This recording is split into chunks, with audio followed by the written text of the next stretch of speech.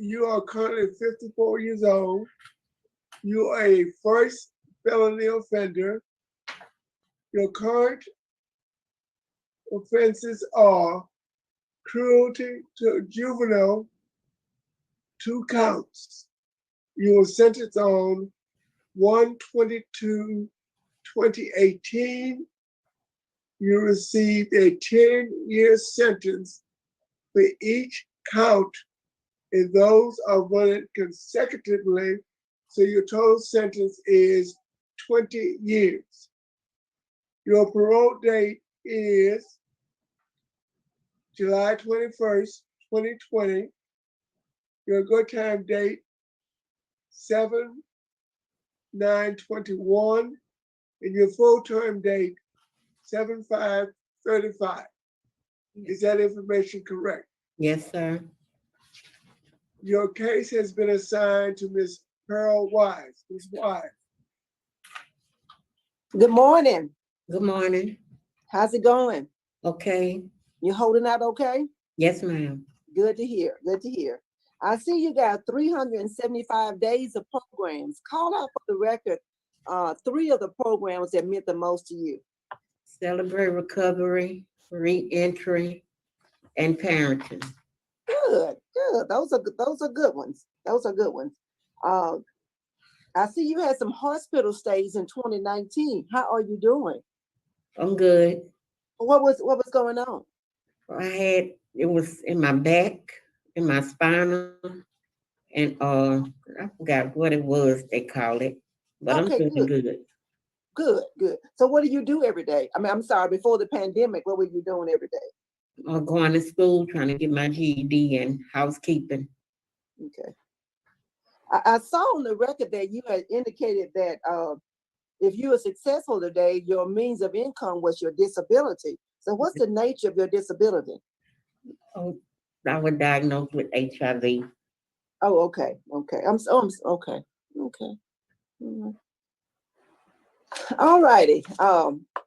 Then coming down to the reason we're here, Yes, the nature of your offense. I'm going to read to you what the local law enforcement agency said. The DA said that horrific case of a parent neglecting care of her special needs child in order to collect government benefits for herself. Another law enforcement said, strongly opposed victim in addition to being a juvenile with special needs. And another law enforcement said, insufficient time served based on the sentence. And also the guardian who's keeping your child now, who is responsible for your child now, indicated that he is opposed as well as your child is opposed to your early release, indicating that your son continues to experience physical and emotional trauma. And so he is opposed. And that the child requires 24 hours a day, 7 days a week care. In face of all of that, what do you say? What do you have to say?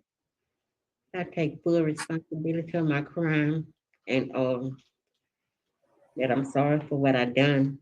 And if I could take it all back, to start all over again, things would be much better. Okay. So what was going on in your life during this time? Who were you? I wasn't me at the time. I was on drugs during that time, and they let the drugs took control of me. What age you start using drugs?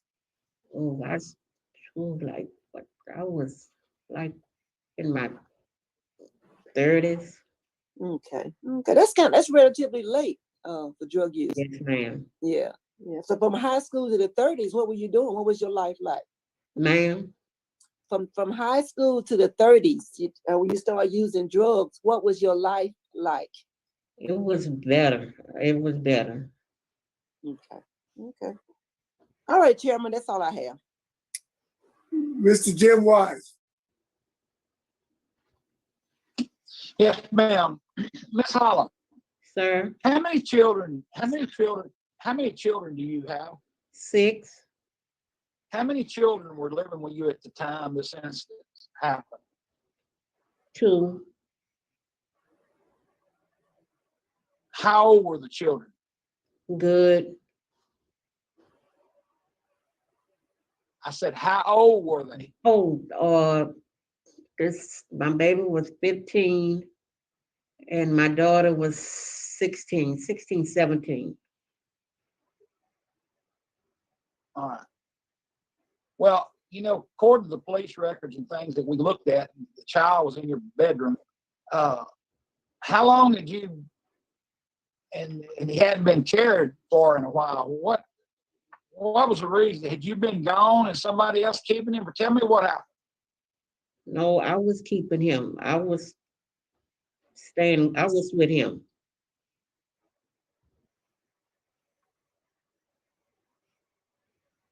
Well, had you been on drugs or something, on a pretty big bend or something for a few days because of some of the actions some of the care that he was in? Yes, sir.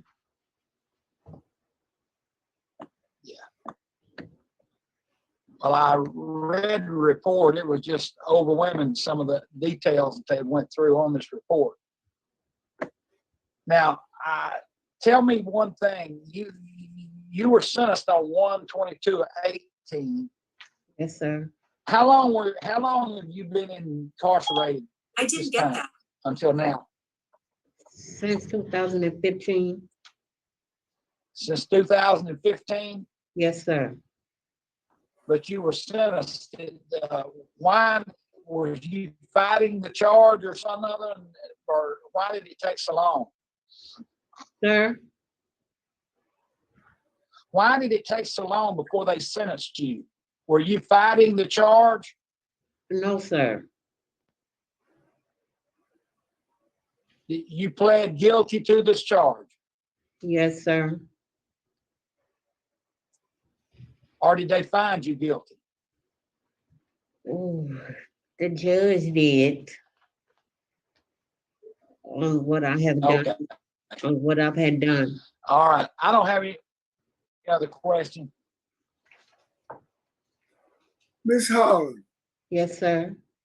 was this your youngest child Yes, sir. and you raised him from a baby? Yes, sir. Were the other 5 found to be unnourished? No, ma'am. No, sir. It was, There was only one other child that was living in the house at the time. Is that correct? yes, sir. And what was the condition of that child? He was handicapped and he was a special needs child. Okay. Both children with special needs? No, sir. Yes, him. Tell me the condition of the other child. My daughter, she good. She healthy. So she was getting 3 meals a day. Yes, sir. She was getting a bath every day. Yes, sir. You were dressing her and she was going to school. Yes, sir. Why was your baby son kept in isolation? I was, like I said, I was doing drugs and I wasn't in my state of mind. But your 16-year-old was fine. Yes, sir. I have no further questions. Madam Chairman, I have another question. I noticed, Ms. Holland, that they did the ACE survey on you to determine if you are a victim of childhood abuse or neglect, and you were not. Is that correct? Yes, ma'am. So you didn't grow up like that? No, ma'am. Okay, that's what the ACE questionnaire indicated.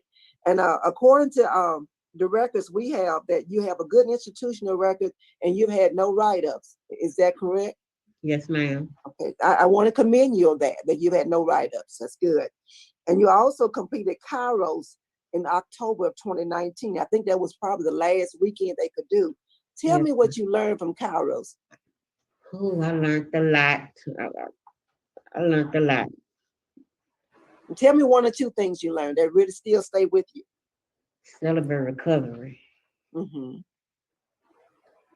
Oh, you learned that in Kairos, Celebrate Recovery? Yeah, I learned a lot. I really learned a lot since I was in Celebrate Recovery. Okay, all right. Thank you, ma'am. That's all I had, Chairman. Ms. Wise, that's why my line of questioning was because I looked at her ACE score and it was 0. She had no negative effects growing up, and I was just wondering why that one child was left untended. Because usually you see a ACE score of 5, 6, or 7 in these cases, but she had a score of 0. Mhm. At this time, with the staff at LCIW, like to make any remarks or comments? Mr. Roche, no, sir. LCIW has no comments at this time. Thank you, Warden Jackson. Yes. Ms. Holland, it's time for you to make a final statement. Please be brief. Okay, like I said, I take full responsibility of my crime. And like I said, I was on drugs at the time. I wasn't thinking. And since I've been sober, I can see things more clearly and different. And if I could do it all over again, things would be more better than what it was before. Thank you, Ms. Holland. Are we ready to vote? Yes, sir. Ms. Wise? Yes, sir. Ms. Holland, again, I want to commend you on the good programs and the good work you have done on yourself. Job well done. But I would like to see you get that GED before you get out, because that's going to help you in terms of being able to find work. Yes, ma'am. I'm not sure that HIV is going to be a reason for disability. Mhm. But today, due to the strong law enforcement opposition, as well as the victim opposition, Yes, and the nature of the offense, my vote is to deny today. Again, I would like to see you work towards your GED, see what they can do to get your GED prior to the next hearing. Good luck to you, ma'am. Thank you. Mr. Jim Wise? Mr. Jim Wise? Look like Mr. Wise is frozen. I will vote at this time. Ms. Holland, based upon all statements and reasons for Hello? her denial, Can you hear me? I will agree with Ms. Wise, and I will vote to deny your request. Mr. Jim Wise? Can you hear me now? Yes. Okay. Very, very strong victims opposition. Also, very strong law enforcement and the district attorney's opposition to this case. The nature of this crime also. And today I'm voting to deny. Thank you. Ms. Holland, you have received 3 votes to deny your request. Mhm. Your request for early release has been denied. You have a good day. Thank you. This completes all of our cases at LCIW. You have a good day, Warden and staff. Yes, sir. Thank you. They didn't even dive in to the details of how bad this case was. This was nightmarish. Richard wrote me and he said, this is one of the worst. Use the words evil incarnate. And, you can only get so much when Jim and Miss Wise do an interview. They're not related. They're just, but I'm not going to harp on that. We'll hear it. This is a quite a long interview, but it was such a it's 16 minutes. I don't know if we'll listen to all 16 of it before we go through the details, but she's going to, it's this, he was 15 years old and he was found at 47 pounds. covered in roaches, nonetheless. You just can't make it up. Here we go.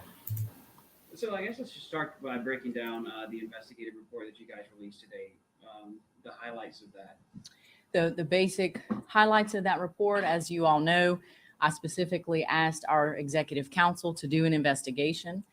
He provided information specific to what he could and could not address from a confidentiality perspective. He provided a high-level review of the activities that he participated in for that investigation, also a summary and recommendations for further consideration. We also provided to Stephen Street, the Inspector General, additional confidential findings regarding that investigation. So the summary, essentially the summary part of the summary or the recommendations of that report, you've already done the Inspector General part. I have done the Inspector General part, and he has confirmed that he has received the report.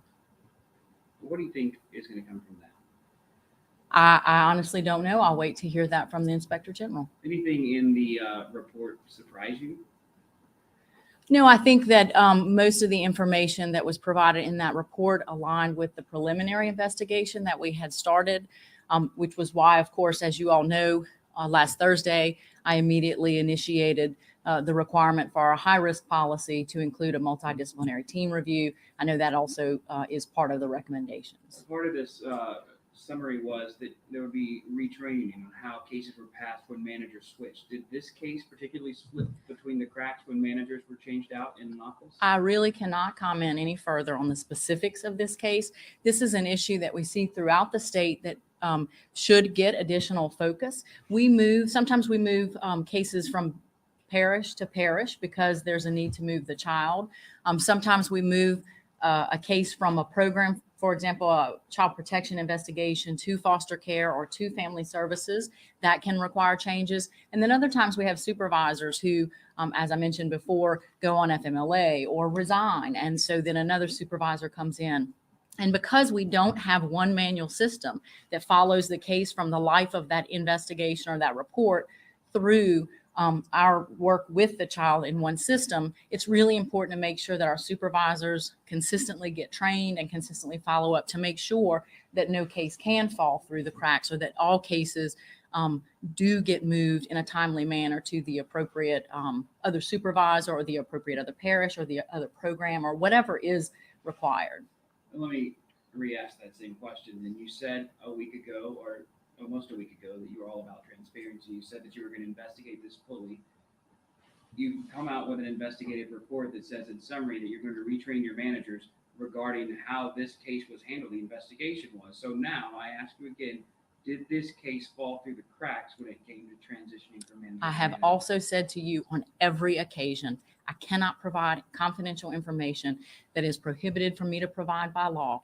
I have consistently indicated to you that I would be transparent, and I have provided everything that we identified in that investigation to the Inspector General. If the Inspector General determines that there was something else that should have been done, or if there had been malfeasance in any office or any other activity that needed to be done, I certainly expect that he will indicate that to us and we'll pursue whatever the action that is necessary. You also said by law that you were able to confirm, clarify, or correct anything that had been reported by a third party. Last Thursday, I asked you a question saying that the aunt had made claims that there was reported abuse. You said that you had reviewed, you spent the day in this room reviewing the case, and that you could confirm that there had been other reports. Why at that point now, if we're saying that there was no reports of abuse, that she did not report neglect or abuse, why couldn't you confirm, clarify, or deny that then? I'm not quite sure of your Last question. Thursday, Can I you asked repeat it? you, I'll be more direct. Last Sure. Thursday, I asked you a question. The aunt tells me that she reported to DCFS twice that there were reports of abuse and Right, neglect right. regarding this 15-year-old.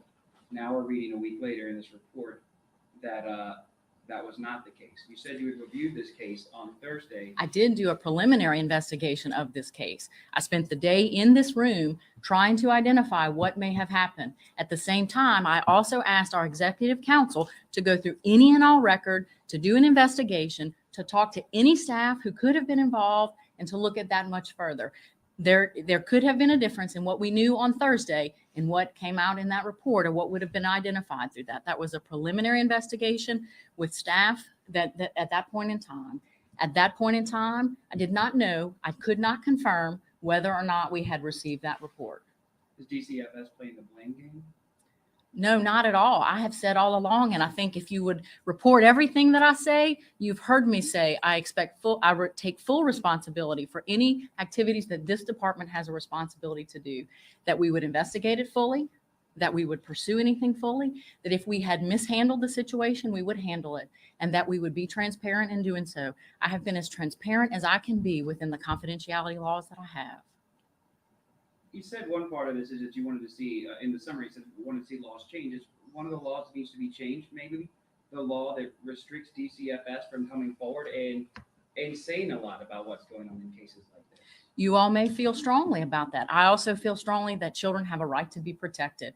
And I don't think any of us would want our children's stories to be portrayed in the media with their name and any history that that may be unfair to them, that their friends might know, that their friends' parents might know, that their teachers might know. I think that children do have a right to be protected. And that's what that confidentiality law is intended to do. It's not to protect me. It's not to protect the department. It's to protect the child who may or may not have had abuse or neglect. Now that this report's finished, where does your agency go now? Well, the first thing we do is implement those recommendations. So I committed to do that. We have already begun some of those. We've already reached out to a national expert to provide additional training to us, to support additional training around special needs children and the identification of abuse or neglect with special needs children, to also look at how to investigate or how to better interact with special needs children to make sure we get the information we need. Of course, that is something that is very important into the long run, and making sure that we really do protect all children. That's something that our staff are already trained on, but it's something we want to do more of. And we've already reached out to a professional to do that. I've already indicated that we've provided the report to the Inspector General. We'll certainly follow up with legislators, media, others who have questions for us with what we can provide. And, I really hate that. Quite frankly, I think that there are many, many times that I wish we could tell more to the story. I think that if you could hear more to the story, sometimes you would be equally outraged with some of the things that we see, and not talking about any particular case, but often there are things that we see. I've indicated how hard I think this job is, not my job, but the job of our child protection investigators, how hard it is to go out into the community, how hard it is to go into homes that may or may not feel safe to them. How hard it is when they don't get good information and they have to make the most difficult decisions of discerning whether a child is safe, whether they need to remove a child from their family, which is very traumatic to children and very traumatic to families. And I hope that all of this continues to keep the community aware of how to prevent child abuse, how to be engaged in child abuse, how to report child abuse, and how to provide resources and services to families. I think that, and I hope that our legislature pursues additional supports to protect our staff who are out there in the field, who are making those difficult decisions, and who deserve to have the same kind of protections that our law enforcement partners and others have. Do these recommendations stem from bad decisions from your department? Is that how we got here? I think that it's a full-blown recommendations. I believe that those recommendations look at every aspect of the department, and I think you can see what was communicated to me by the executive council in the summary about whether or not he thought that there had been errors by the department. We did not see specific reports of abuse or neglect.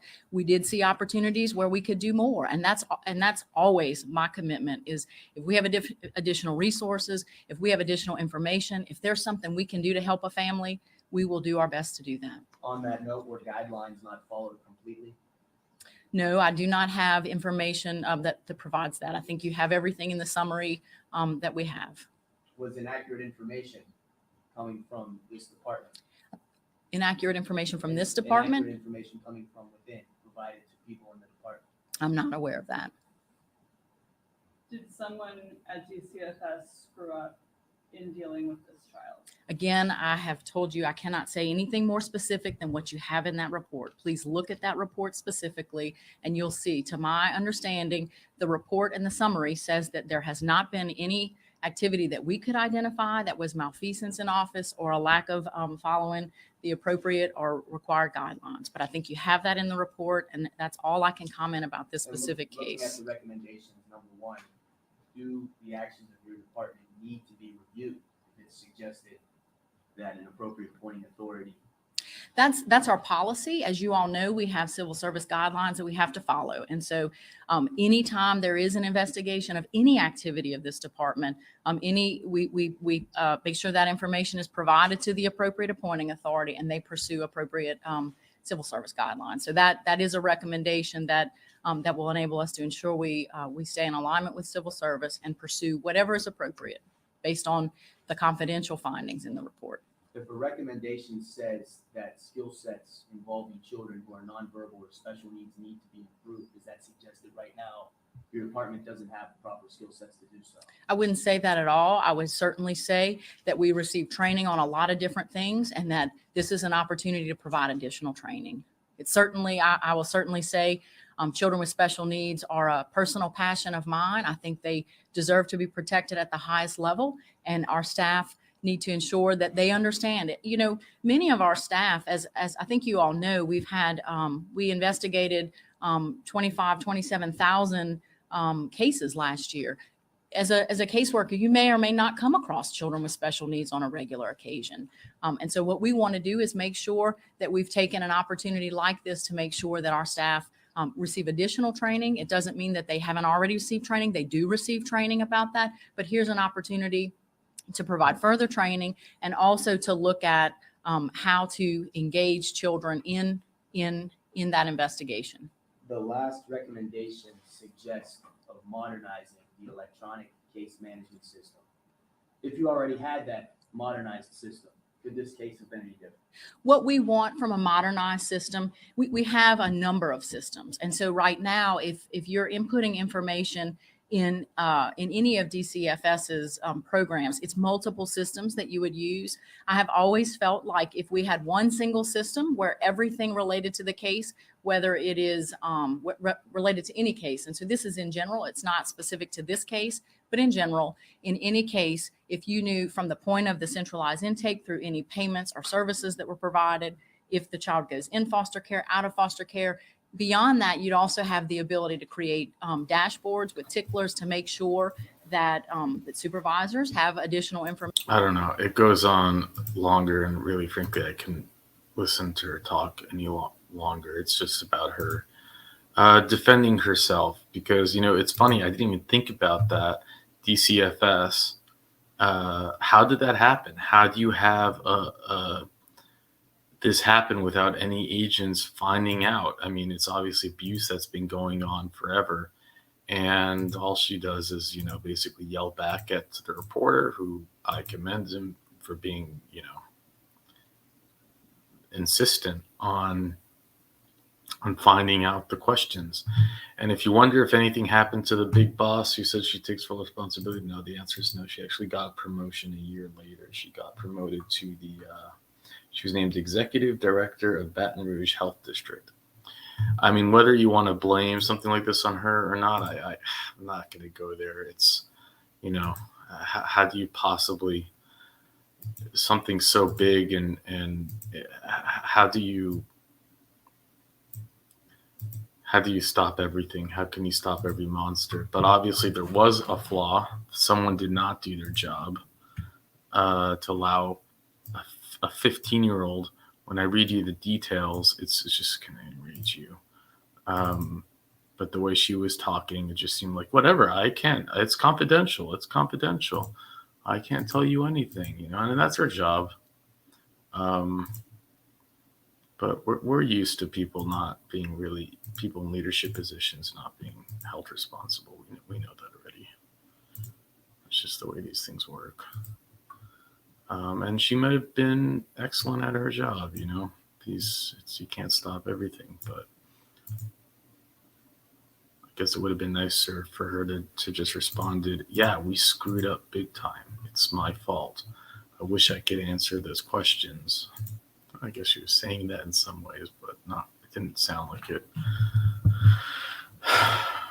Gosh, my mouse just unclicked that button. That is so annoying. Hold on.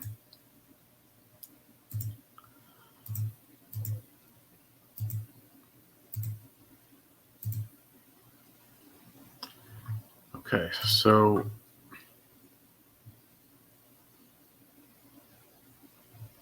no, this is where she got the promotion. This is not what we were looking for. I am sorry. Sometimes my computer does not like to act up, especially with these really crummy websites where they just like to hit you with 8,000 ads because they think that we're still in 1990.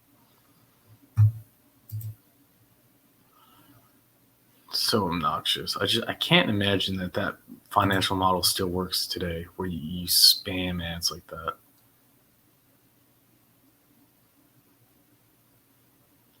So they received reports about the abuse of the 15-year-old.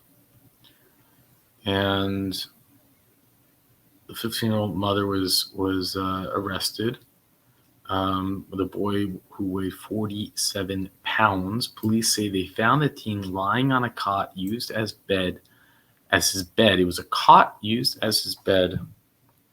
And there were roaches crawling all over him. If you can imagine anything more terrifying than being surrounded by roaches. The officials immediately called for EMS. Learned by EMS that the victim was stuck to the cot from his feces and urine that he was lying in for days at a time. The officer explained EMS advised that the victim had large bed sores on his right hip and small bug bites all over his body. Subsequent media reports included allegations that DCFS received reports of abuse or neglect by Miss Holland and her 15-year-old son prior to her arrest, but they failed to appropriately respond to the allegations. So this is where what she was talking about, because there were reports that they said, hey, something's messed up, but DCFS, whatever, they're busy. Other allegations made in the media included that the child's aunt contacted DCFS on 2 separate occasions about Miss Holland and alleged that she neglected her 15-year-old son. The media reports further alleged that DCFS did not appropriately respond to these reports.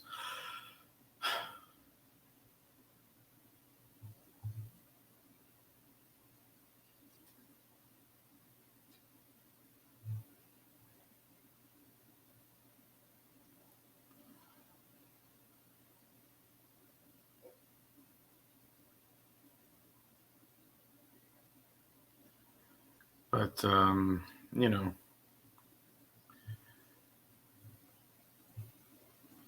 now let's go to the details of the crime, more details. She was sentenced to 20 years. 20 years for this. And 51-year-old Baton Rouge woman whose emaciated special needs teenage son was found living in squalor in 2015 has been sentenced to 20 years. You know that she was being sent to Mr. Marabella's courtroom if she had not taken the plea deal. I do want to see if we see in here if Mr. Marabella was the one who gave her the sentence. Rose Holland signed a lifetime protective order prohibiting her to contact him. Hollandson was 15 and weighed 47 when police found him July 2015, stuck to a roach-infected cot by his own feces and urine. I mean, what monster does that? And they're like pointing out that, hey, you know, she doesn't even have a history of abuse. Like, she specifically, consciously chose to torture her son, absolute torture, to get a check. And it's interesting, there was just a case that I heard about from the Florida sheriff, what's his name? They found a similar situation, except it was a baby, not a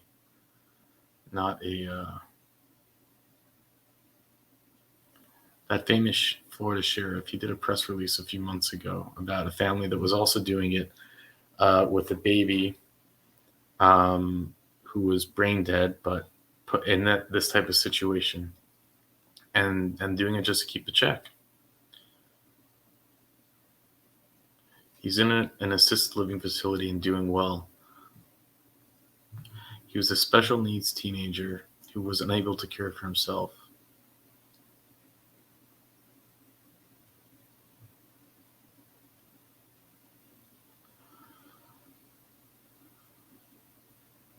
Louisiana Department of Children's and Family Services representatives had been to the boy's house a number of times, but were concerned only with whether the child's family had access to food and running water, a relative said previously.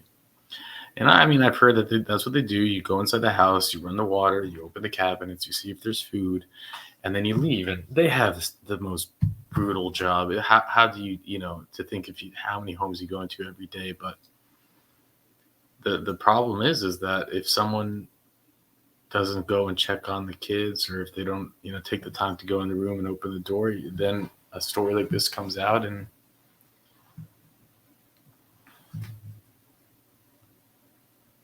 but every once in a while you do hear stories and then you wonder, does anyone get prosecuted? Does the DCF workers who go into the home, do they get in trouble? But that didn't happen in this case. They announced a policy change after the boy's discovery. One new policy states that any child who is nonverbal and has special needs, such as Holland's son, will be evaluated by a multidisciplinary team, including medical professionals, in the course of any investigation. So basically, they're saying that now if there is an investigation, they need to talk to him. But not only do they need to talk to him, but they need to which would have been enough, right? Just send a person there. But no, and they go over the line. They add an extra precautionary needs, which in my opinion is a huge fault in these large dinosaur systems. And that's to have medical professionals, because now the cost and the time to arrange it, and when you don't need a medical professional, you just need someone who's there to look at the child and say if you're healthy. But they do this because not because it's the right thing to do or it's the best system. They put these in place because they want to seem like they're doing their job, and they want to make a statement like that, whatever. They want to make people go away. But I digress. A police officer discovered the emaciated boy while responding to a loud music complaint at the home. The officer saw Holland and another woman, Kathy Ford, sitting in a vehicle and noticed a glass pipe and evidence of illegal substances, and he arrested both. Look at that hero cop going in the house and finding that kid. The officer checked inside the house and found the boy stuck to the cot. Can you imagine seeing that? And apparently having a seizure. A police report described the boy as being very small and extremely malnourished. He had been lying there for days at a time.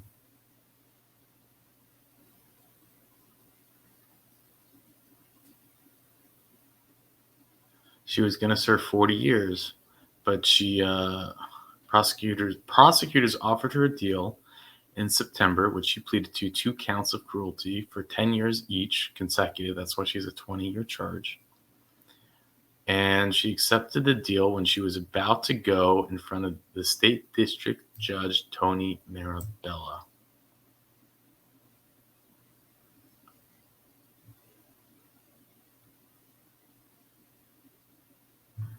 So I don't know if Marabella just accepted the deal, but you might argue, look, 20 years for a woman who's struggling with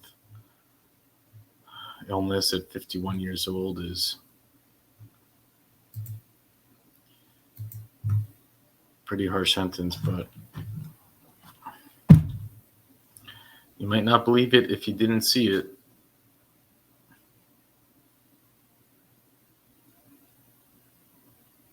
Here it is. With that, I'll let you go.